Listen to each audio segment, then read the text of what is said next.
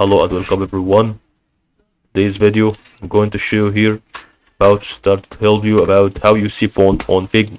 First of all, what you're gonna do is about for this video. First, what you're gonna do is about to click here on any text, and I just made a text option over here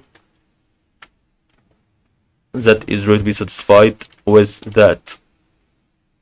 That is already to be about that, which is already to be important. So that, as you can understand, is ready to be satisfied with this progress. So the way that we can have absolutely important to be done on that.